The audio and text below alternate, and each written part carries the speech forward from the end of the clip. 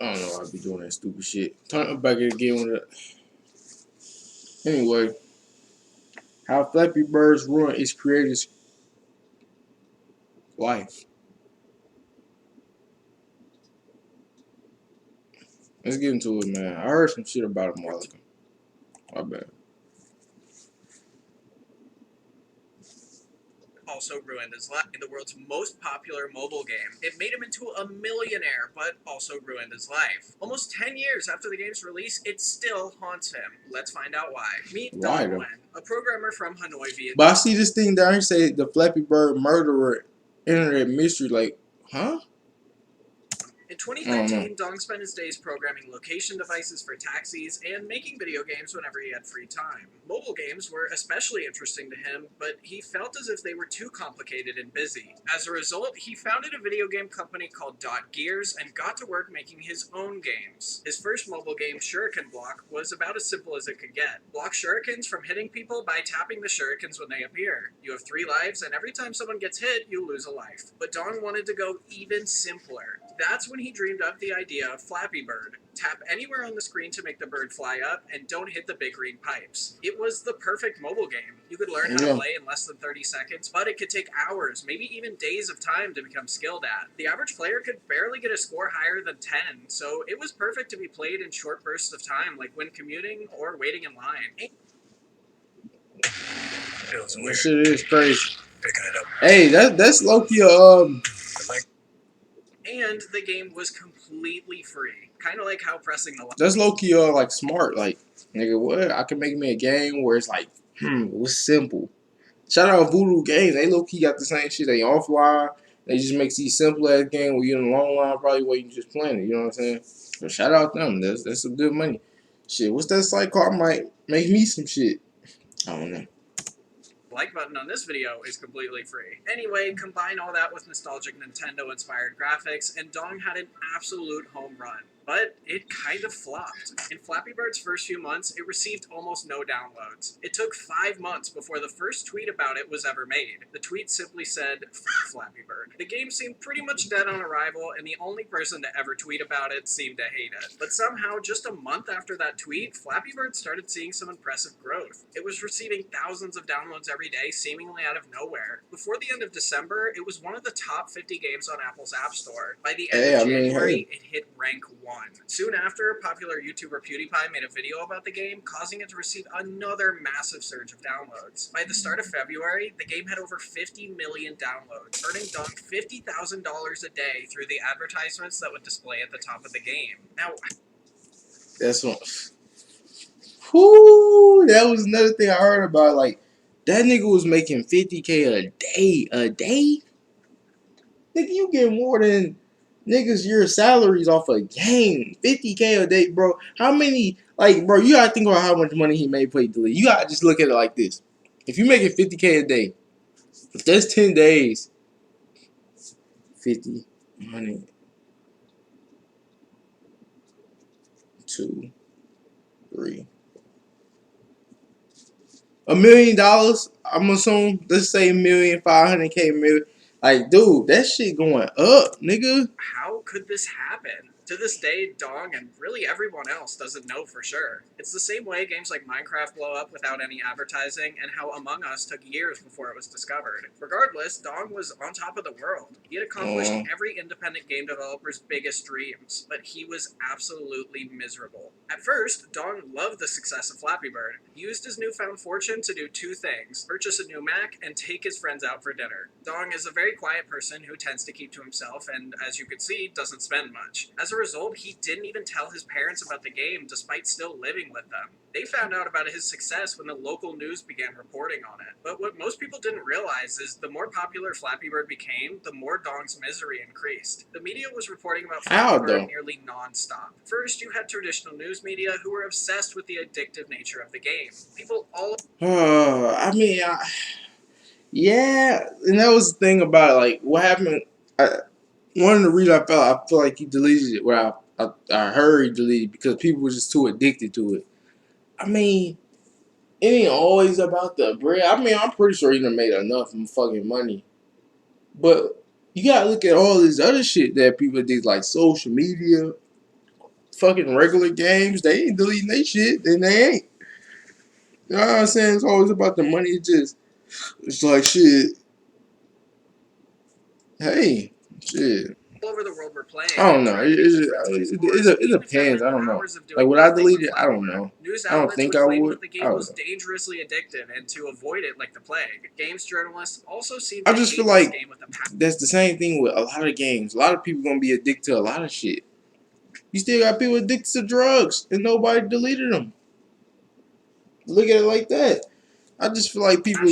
They called it lazy, accused Dong of using ripped assets from Super Mario games, and used pretty much every excuse they could to tear him down. There were even Yeah, rumors because they floating around broke that and he paid miserable. for And he got fake successful reviews and and rich. You know downloads how to that shit boost the go. game to its success. Even when Dong turned off his computer, he couldn't escape. I mentioned earlier that the local news in Vietnam had ran a story about Flappy Bird. That story was just the beginning. Soon after, his face would appear all over Vietnamese newspapers and television. Reporters and paparazzi began showing up to his house and wouldn't leave. But all of that Nah, abuse was okay, I see how I do. Yeah, at that point, it's like, all right, bro, y'all doing too.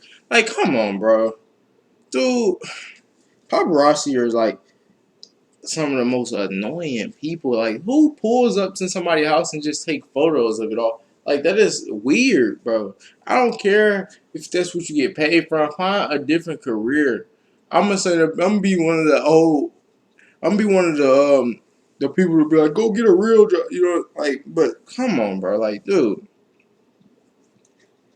paparazzi, like, how is that even a job, bro? Like who wouldn't grow up and be a paparazzi person? Like, that's weird. You taking photos of people's houses being weird and shit. That's annoying, bro. nothing That's compared to some the annoying messages shit. he received on social media. Players had begun tweeting Dong about how addicted to the game they were. He received messages from school teachers and parents about how their kids wouldn't stop playing, which sounds more like a parenting problem to me. So when people Exactly. began tweeting him horrifying things like this, Dong began to think that he was actually hurting people and felt burdened with guilt. In actuality, whoever made that tweet was hopefully joking, but Dong took it seriously. In an interview with Rolling Stone, he showed the interviewer some of the worst messages. People claimed that they had lost their jobs, a mother had stopped talking to her kids, and my favorite, 13. Come on, bro. People lost their job. Mom stopped talking to their. Who fucking fault is that? How's that Don's job? And as a mother, how's you not talking to your kids? Because you playing a game. It's not that serious.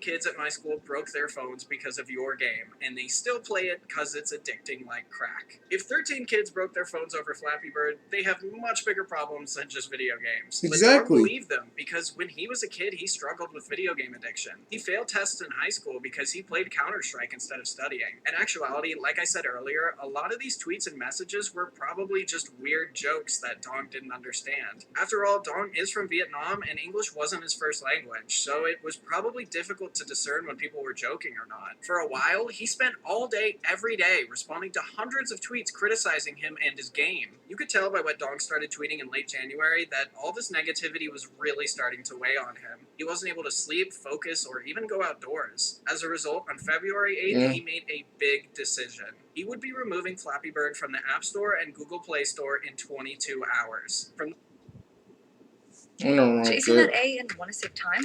When you look at it in that form, it's like, yeah, bro. People on his nuts, bro. From the time of that tweet to the game's removal, it received over 10 million downloads. In total, Flappy Bird had been downloaded 90 million times before its deletion. But now, Flappy Bird's saga was over. Or was it? Dong continued to receive hate about Flappy Bird, but this time it was for removing the game. People went as far as sending him death threats, telling him to leave up the game. Rumors spread that Dong Death wasn't threats, removing bro? the game because of its addictive nature Death or only threats? intention, Come but on, that he bro. was being Really? sued by Nintendo. It got so crazy that Nintendo had to issue a statement saying that they weren't suing. As Oh, I'm time went finna on, say, people come became on. so Really, Nintendo? desperate What to y'all play this saying? game that those with copies of it even began trying to sell their phones and tablets on eBay for thousands of dollars. And people were actually buying them. Although eBay did delete That most of shit the is listings crazy. before they could actually be shipped out. Regardless, Dong felt relieved to have most of the attention off of him, because a new storm was brewing in the background. Whenever something becomes popular, imitations always follow. And And in Flappy Bird's case, imitations followed like a flock of birds. No, I can do better. 10 flocks of birds. Basically, what I'm trying to say is there were a lot of imitations. After the original was taken down, a new Flappy Bird clone was being uploaded every 24 minutes. 10 of the top 100 games on the App Store were Flappy Bird clones. You had games like Floppy Bird, Tappy Bird, Flappy Turd, Flappy Cat. You get the point. There were a lot. It got so bad that Apple Really? and Google had to start rejecting any new clones. Then something very strange happened. Dong started tweeting again in March saying that Flappy Bird would be returning, but not anytime soon. It would be a new and improved version that he said would be less addictive. If you ask most people, this never actually happened. Flappy Bird was never re-released. But it did re-release. Sort of. Flappy Bird's Family was released exclusively for the Amazon Fire TV on August 1st, 2014. Okay. Essentially, it was regular Flappy Bird, but with new multiplayer modes, and for some reason, these strange ghosts that protect eggs. With the re-release out of the way, Dong had bigger plans for his game company. He'd already quit his job after Flappy Bird's original success, and a team of people he assembled started working on new games. Over the next few months, we saw the release of Swingcopters and Swingcopters 2. And later in 2017, he helped develop Ninja Spinky Challenges. Since then, Dong has sort of drifted back into the shadows. All of his games are gone from the App Store, and the ones on Google Play haven't been updated in almost 2 years. Since the release of Ninja Spinky Challenges, he's also only had 2 public appearances. During his latest one in November of 2019, he visited with students at his old university for a few hours. He talked about how with Flappy Bird, he exchanged maturity for success, and even though he has over $1 million, he isn't ready to retire. Instead, he's using his money for good and funding some of the university students' projects. Meanwhile, he's also working on another game with his company. I'm hoping that maybe one day we'll see another one of Dong's games at the top of the App Store. Man, hey man. Making bank, 50K a day. A day? A day? Shit, most people in the world